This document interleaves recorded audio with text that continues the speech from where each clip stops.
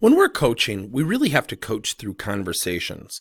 And when we think about conversations, I want you to think about a conversation as simply as giving and taking, asking and learning, both ways.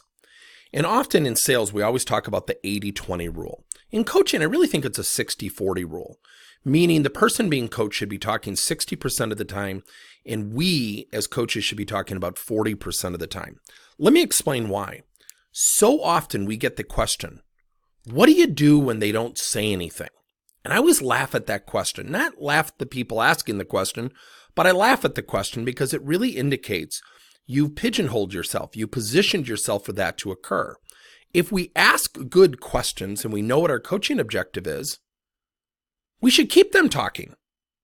We should always, if we can, start with a what question. So let me go through this itinerary, if you will. Know your objective.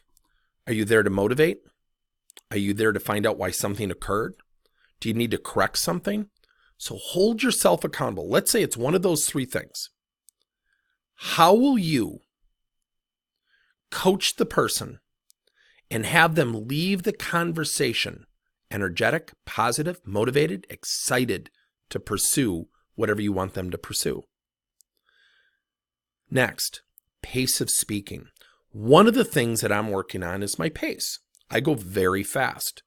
And so often people who are a little bit more thoughtful in their speech, their cadence is a little bit slower, dare I say even more professional, I can be perceived as running over them, running past them, going too fast. I've even been perceived as trying to win or positioned to win an argument, when in fact I'm really trying to help. But that's the classic battle of intent versus perception. Language. There are tons of words that get us in trouble. Let me give you one basic challenge.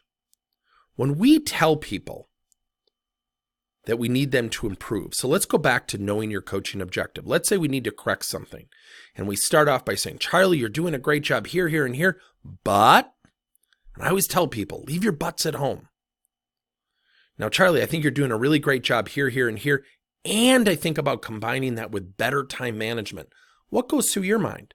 See, the whole goal of conversation isn't to reprimand and put people in a hole and make them feel bad about getting better. Our ultimate objective as coaches should be to help people feel good about getting better, help them feel good about pursuing things to get better or to change or to improve. Drill down questions. Ask a what question. Charlie, what will you do to improve your time management? How will you do that? Why do you think that will help you? See, when we have a progression, so we call these progressions, often when we talk to managers when they're coaching, they say, well, I asked this question and they didn't really give me the answer I wanted to hear. Well, that's not a conversation, that's a dictation. And a lot of times people will say, well, I had this coaching conversation. And I'll say, oh, what happened? Well, I was providing some feedback and some insight, and I was sharing my observations. And I ask a fundamental question. I said, what did you learn from the person? And I'll get this blank stare. Now, I'm not criticizing managers. I'm not criticizing leaders.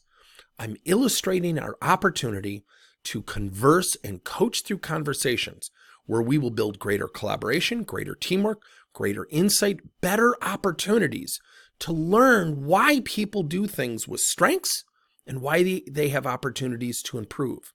That's what a conversation is. And if we coach through conversations, good things will happen.